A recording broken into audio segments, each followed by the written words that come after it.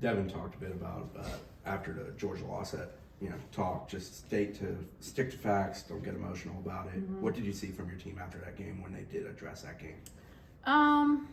It was just kind of crazy down there in general for the amount of runs that were scored just in all teams. So I think there were some teams that were in the 30 plus, they gave up 30 plus runs and then won games. Like that is just absolutely bananas. So there's a little bit of we've got to figure ourselves out, on the pitching side and the defensive side, on making some plays and stop the bleeding.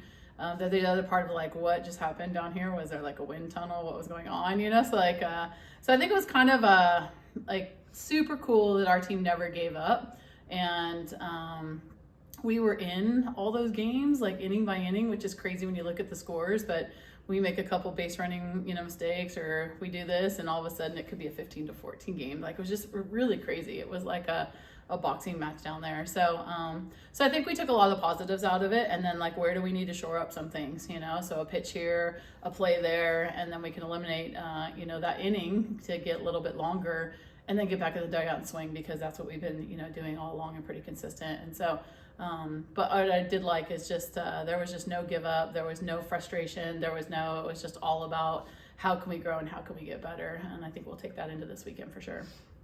I guess how rare is it when you have, that many teams of that caliber, and, I guess all of that happens. I guess how much of a rarity is it to see, kind of, the game plan or whatever you're playing for just kind of, go all over? Extremely rare. Tim would probably know last time we've given up 20 plus runs. I don't know what year that was, but I know the last time someone had to lead off bases was my Stanford days, way back in the day. So that's just kind of an unusual situation to be in. But I think at first you look at yourself and you're like, man, what are we doing? What are we doing? And then you hear everything that's going on around the whole park and how it was kind of the whole park. There was definitely some close games, but there was a lot of games that were really out of control. So I don't know. Is it something with pitching? Is more people using more pitchers? Are hitters preparing more? It'll be interesting to see how the season goes along with that. I think that TV doesn't want that, because they want close 2 hour and 15-minute windows, and that's not even hitting that mark at all. So, so I think you just got to flush it and learn from it and move forward. And the season's still young, and we got a lot of opportunity to grow. They're not trying to throw umpires under the bus, but there might have been some pitches that were thrown that were really good, and might have just been called a ball, and you might have gone back and charted them and said, that's on the black, that's maybe a strike. How do you encourage a pitcher to say, hey, go back and keep doing what we're teaching, what we're trying to get? Yeah, so we do this thing called Well Better House, and so we debrief every single game, and we go back and watch the games, and we give ourselves a grade on the intent of what we were trying to do versus the outcome of what happened. So whether it was called a ball or strike, where were we trying to throw the pitch? So I think for us and our growth in the youth that we have in the circle right now with experience, to me that's more important this first month than actually what is happening. Are we going to miss some spots? Yes, we are. We got taken advantage of that and some good hitters. But there were some pitches that were really close that could have gone either way, but we want that percentage to be higher. We need to be in the 80% of intent versus we're in the 50s right now. So that's why I think for me now there's a lot of growth and opportunity there for us. So yeah. And then on the other side, I'm a big fan of a tight strike zone. I like a good tight strike zone. I always have. I think for me as a pitching coach, that's a rarity probably, but I also know how hard the hitters work and how great this game is. And I think when you get a really wide zone, or if I beg for a really wide zone, then I'm taking it out of the hands of people that work every day for a good zone. So I think that's where we need to figure out pitching staffs and things like that. So I always talk to our pitchers, we want a good zone, because that means our team has the opportunity to hit. We just need to be better at executing pitches, and that's what we need to work on. How did the pitchers in general handle the weekend as far as confidence and coming out of it and learning from it and moving on? I think a little, it's like you got punched in the mouth and you're kind of in the rink still and you just don't know, how to get up and fight back. But I expected that. I expected, our schedule to be really tough. I expected us to get exposed a little bit.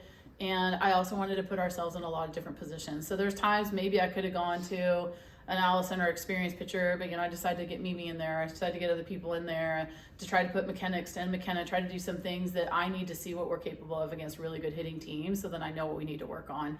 So there was a collaboration of both of what's going on, to where are you going to use me? How are you going to use me? Right. So I kept saying, stay with me and let's work through this, so then I can learn and we can learn, so we could be better. So when we face the Alabamas and the Texans, and we make, you know, adjustments this weekend to go to Oregon and do those things, like we got to make sure that we're better when we face lineups, you know, 1 through 9 and power teams like that. So, yeah.